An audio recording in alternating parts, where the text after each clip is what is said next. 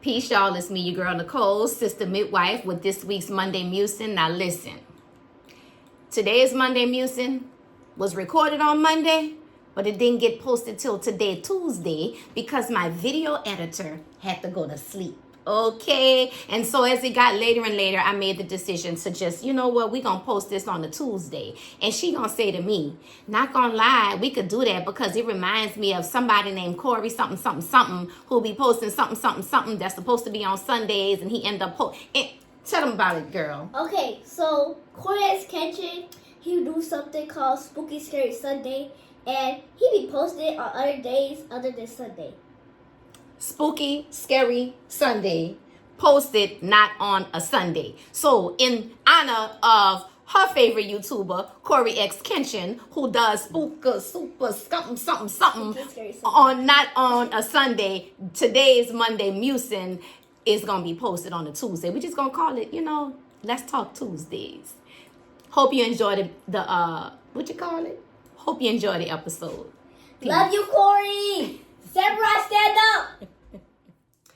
Peace and welcome back to another episode of Monday Musing with me, your girl Nicole, sister midwife, where I share what's on my mind about finding joy while building my Black business and raising a free Black girl in this crazy world. So this week's episode is for the mamas. Now, as always, I'm going to give you a few nuggets that you can use regardless of what role you play in this world. That said, are you a mother? Do you feel like you have lost yourself in motherhood? Are you working to get back to who you were before you had children? If yes, this episode is for you. Now you might notice I have on a different t-shirt tonight. It's not my regular Birth is the Revolution t-shirt, right? McDonald 35. I graduated from McDonald 35 Senior High School in New Orleans, the best and the brightest school in the city of New Orleans. I'm not even going to go down that rabbit hole and start no debates on these people here, internet. But what I will say is that this past weekend was our all-class reunion. And in addition to that, it was my class's 35th class reunion. I graduated from college 35 years ago, y'all. Lord, time flies. I was super excited to plan. I had never heard of this all reunion weekend situation until last year. I could not wait. It's 35. From 35, we're going to be hanging out, doing some different things. And I was going to participate in all of the things. However, mommy duty called. And I can't lie, I felt some kind of way about it. But I love being a mother. I chose to be a mother. And I understand that sometimes the sacrifice of being a mother means putting aside my needs and what I want to do to honor my daughter, her rehearsal over here, Super Sunday over there, all of these other things, right? Sometimes I'm going to put her needs over mine. I'm going to put her first. That said, I also believe that it is super important that we not lose ourselves in motherhood.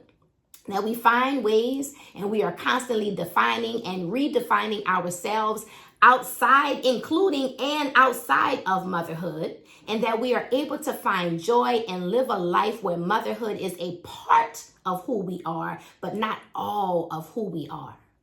So in this episode, I'm going to give you 5 things around finding yourself, redefining yourself, and creating joy in motherhood. Now, the first 2 tips are about acceptance of some of the basic truths of what it is to be a mother. We got all these expectations of things, and it's like, sis, that's not even realistic, real talk. I'm going to give you 2 things, basic truths. You got to start with accepting those things, and then I'll move into 3 things that are more tangible that you can do to tap into your joy and live more fully, not just as a mother, but as you are fully. Number 1. And possibly the most important one for me is to accept that you can't go back to who you were before you were a mother because you are not the same person. And that's okay. So often I want to get back to who I was. I throw that all the way out the window because the reality is, the fact is, you can never go back to being who you were before you were a mother. Literally, sis, you are not the same person. Physiologically, biochemically, biologically, your body, spiritually, your body was literally rewired, shifted, and changed during pregnancy, birth, and the postpartum period. You received downloads. You opened up your heart, and you are now a new and different person.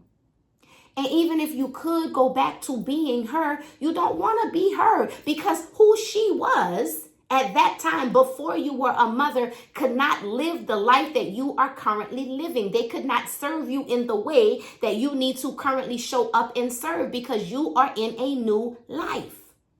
So sis, it's not about figuring out how to get back to who you were. It is about redefining and defining who you are so that you can show up authentically as who you are today. Not just as a mother, but fully who you are.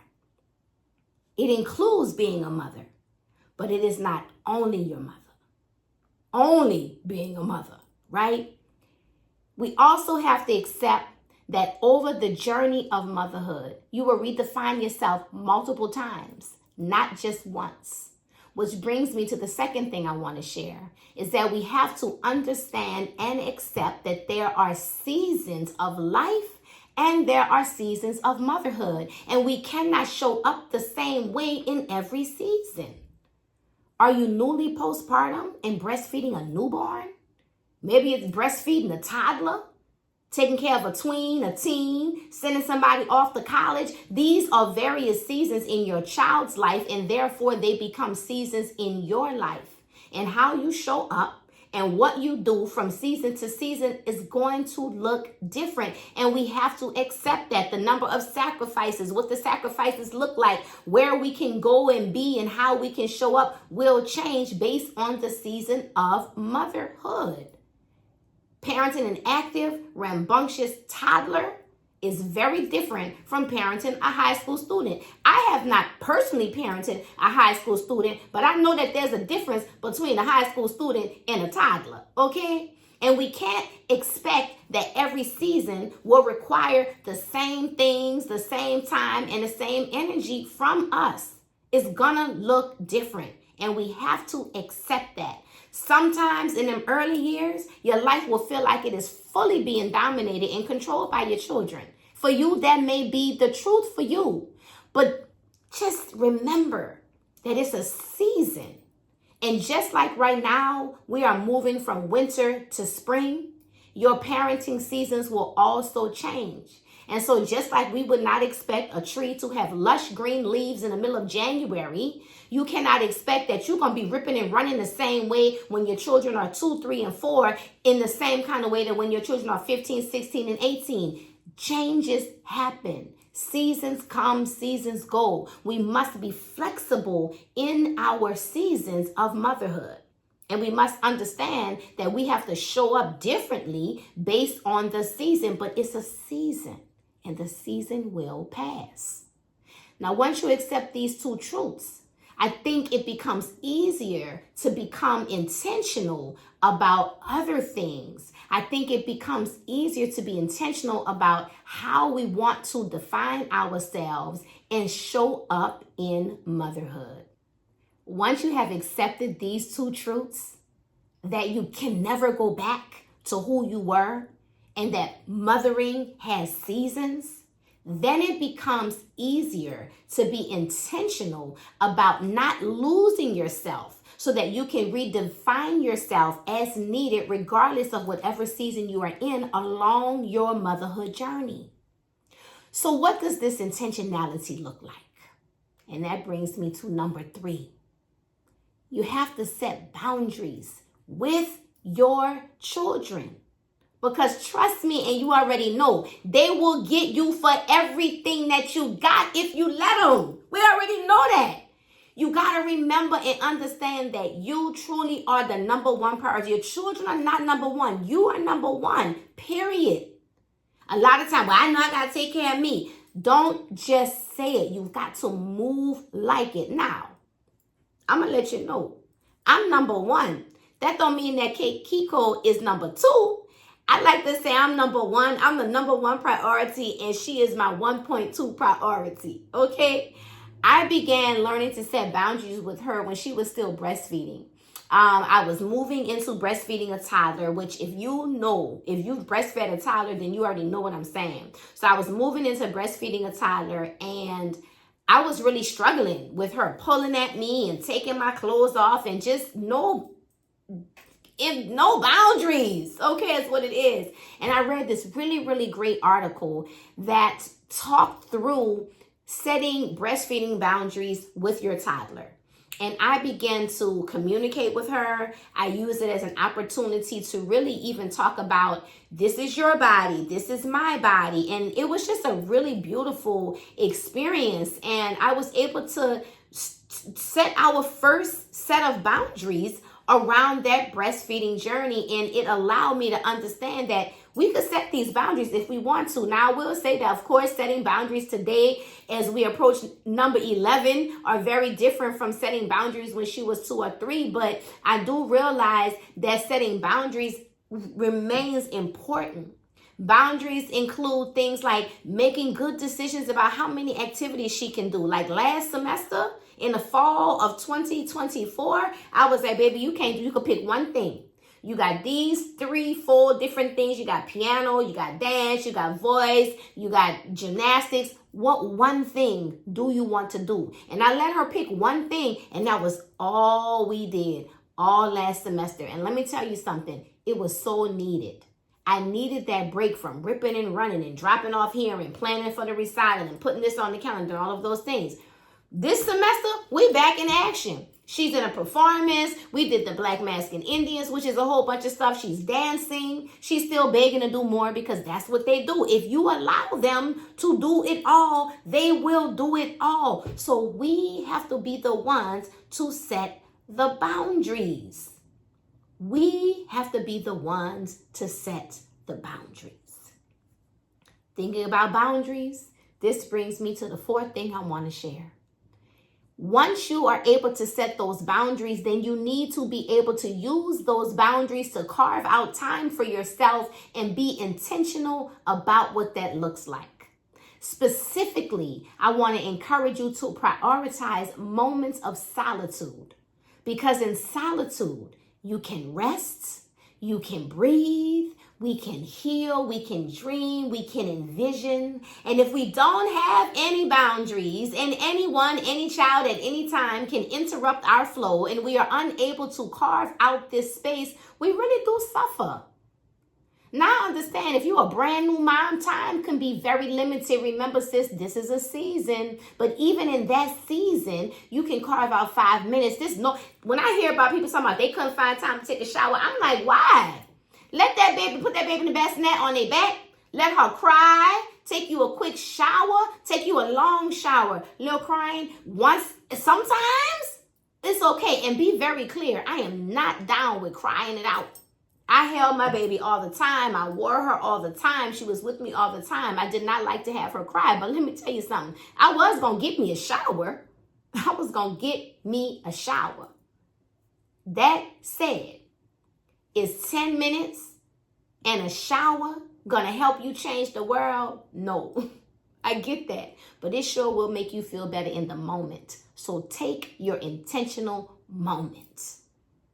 As we think about boundaries, oftentimes we think about saying no to things. Sometimes, more than saying no, we need to learn how to say yes. Yes to receiving help. If there is one thing in your life that you can outsource, skip, or eliminate in order to give yourself 10 minutes a day, an hour a week of intentional time for yourself to tap into solitude, what would that thing be? So many mothers and some of my coaching clients as well talk about wanting to redefine who they are. But then when I ask them, who are you and who do you want to be? They don't even know, because they've never taken the time to sit in solitude, to connect with themselves, to really figure out who they want to be. You want to get back to being whole, to feeling like yourself, but you don't know who you are because you've never, I haven't really even thought about it since I had my first baby when I was 25, and that 20 years later, woo-de-woo, right? You might know that story.